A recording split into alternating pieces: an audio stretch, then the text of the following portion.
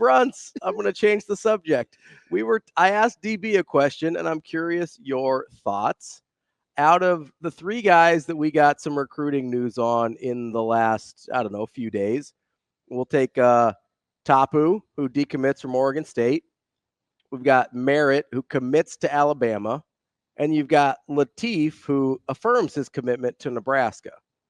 Out of those three guys, if you had to, if all else being equal, if you had to put a bet on it, which of those guys ends up at Nebraska?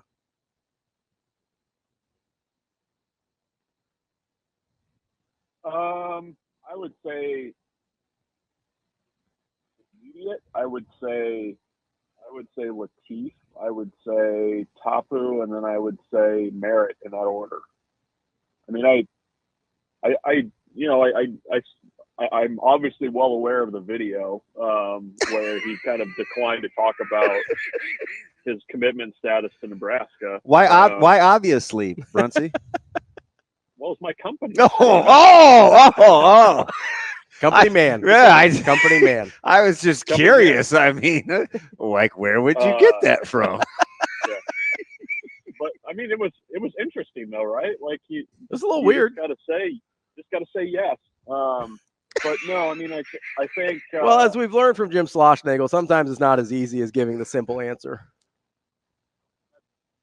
There's some history there, though. Yeah. Yes means yes. Yeah.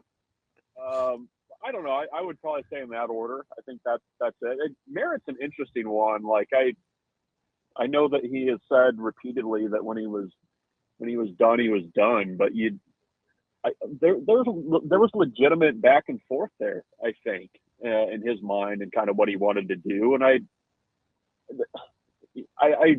hear the kind of hand wringing right now about Nebraska's class and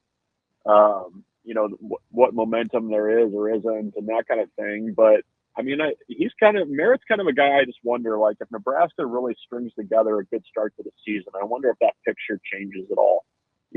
Like there's absolutely no reporting or intel behind that. But I always wonder with guys who are truly torn about where they're going. I always wonder if something like that early in the season can maybe kind of give them second thoughts. That's all.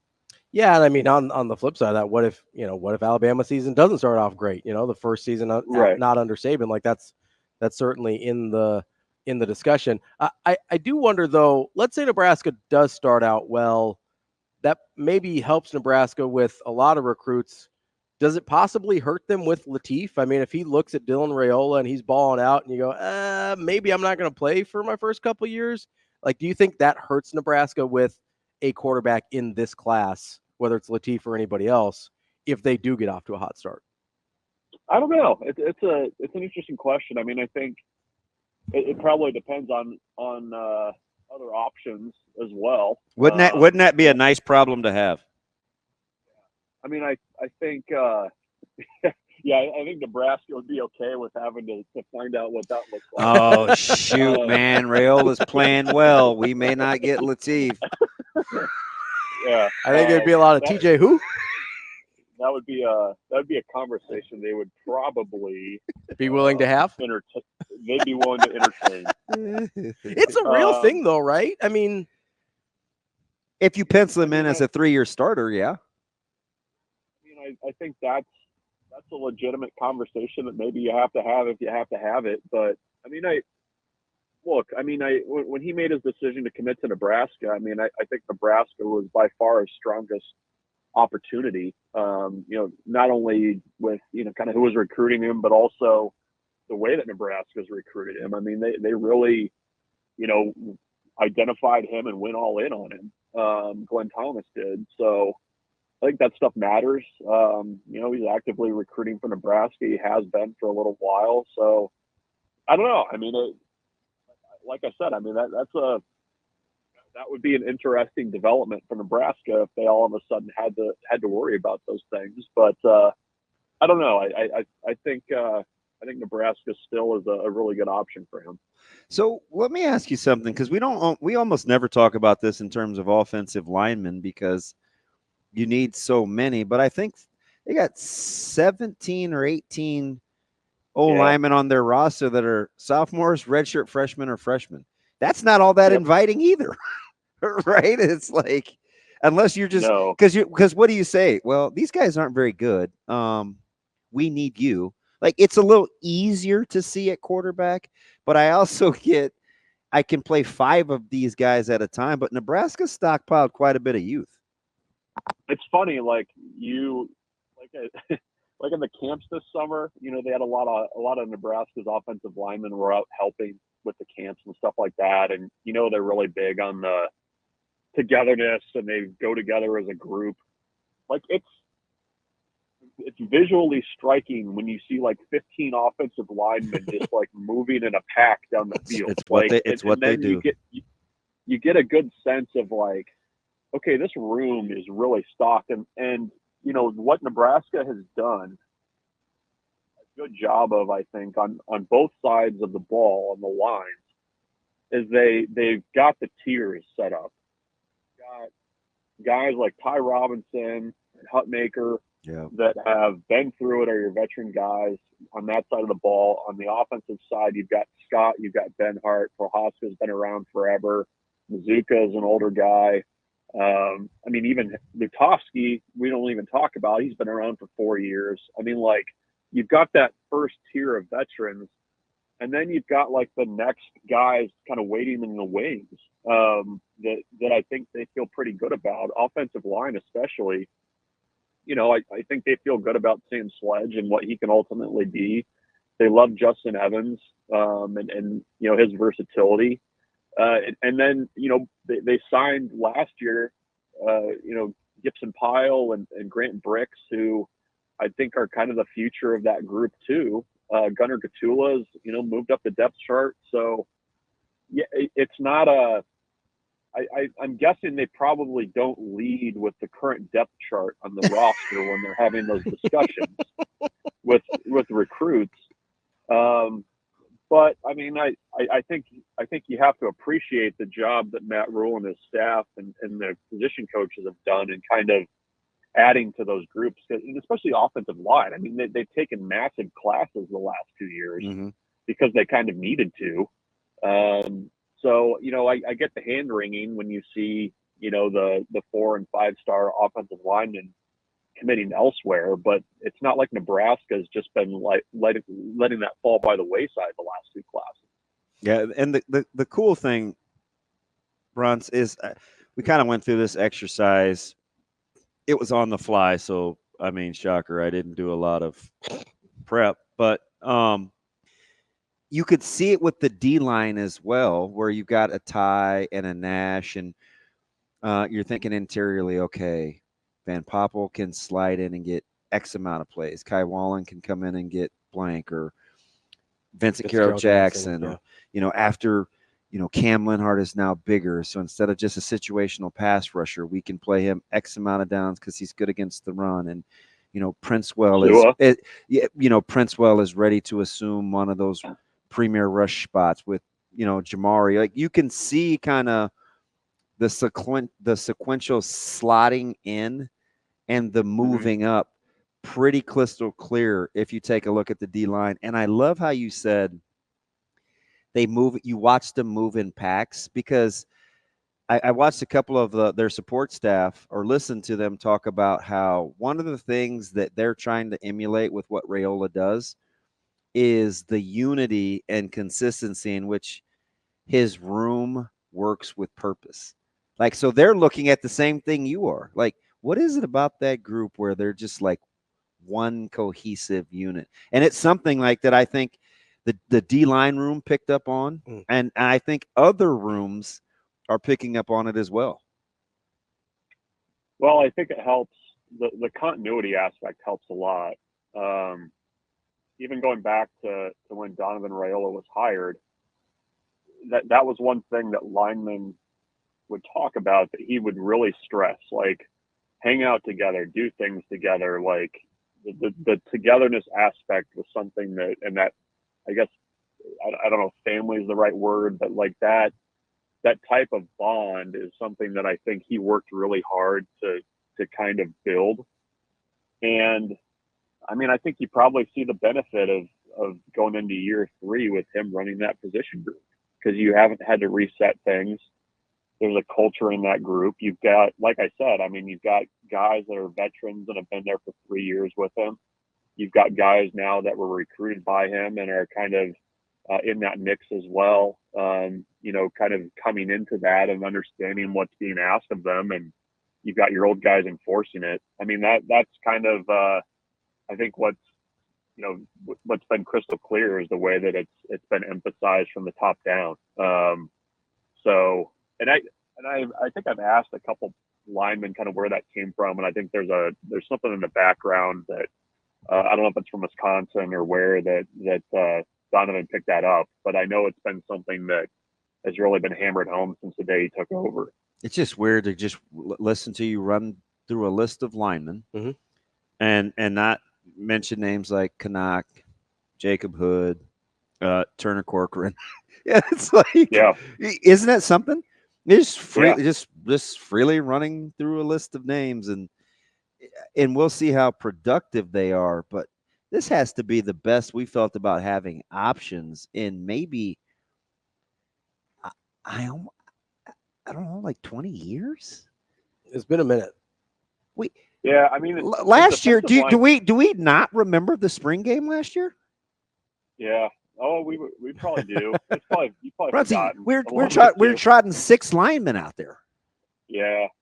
No, I know. Like you almost weren't able to play real football because of it, which is kind of amazing. But it's interesting, like the defensive line thing. Like you can name 12 guys, probably 10 to 12 guys right now. Yeah, just same as I didn't say guys like Judy or I mean, there's a lot of guys I left out. Right. Too, I think, is another guy that's going to factor. Good call. But you know, it's always kind of wide receivers are kind of this way too, where it's like we've got all this depth, and then it always kind of feels like you get to the fall, and you know, if you were talking about 12 or 10, it's actually usually about 7 or 8. You know what I mean? Like that kind of happens. But it's been a long time on the line since you were able to say that. I mean, you could have a guy come in and give you 10 really, really good snaps as you know, kind of a third string guy or a situational guy. I mean, I don't remember Nebraska being able to mix and match as much, especially on the defensive line, as much as they're probably going to in a long, long time. I mean, they did that last year, even with kind of an incomplete picture some places, but this year's going to be kind of on another level. I think they want to do that. We're talking with Michael Bruntz, Husker 24/7. Another guy we didn't mention was James Williams, who's probably going to factor in as well, as we saw him. Yeah, I mean, just imagine being able to rotate Princewell, Sherman, Jamari Butler, James Williams. I mean, somebody's got to be able to get after the passer, I'm assuming, because they got some options. They got options. Yeah. No, I mean, you can even put like Wright in that situation too. I mean, he's a guy that I always forget about. So let's hold that thought, Bruntzy, because you and I were going to be president of that fan club. I think. No, I'm Bruntzy. I said this. I put him in the same category with BC. This was like 6 weeks ago. And I said, Javin Wright is one of those guys that if he plays well, changes this defense dramatically, because you don't have to take him off the field. We know what he can do in coverage, and he's much more physical, and he can run. If you let that guy play hash to hash as one of your interior guys, he changes you dramatically.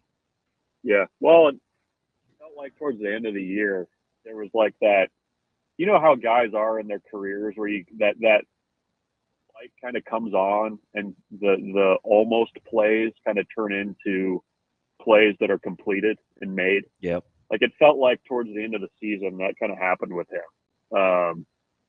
And he's like even out of pads. I mean, he's kind of an all bus guy. Yeah, he looks sensational. Looks like a pro. So I'm eager to see what he can do. I mean, I'm glad he was finally healthy, because that was the one thing that seemed to be holding him back the most, was just all the crap he had to go through with his health through the first couple of years. Yeah, I'll roll with Bullock and Wright on the inside. It's pretty good athleticism. Yeah, they can move. They can definitely move. Bruntz, I wanted to ask you about, I think there's been some consternation, some hand wringing about some of the high profile misses, whether it's Merritt, whether it's Scholl.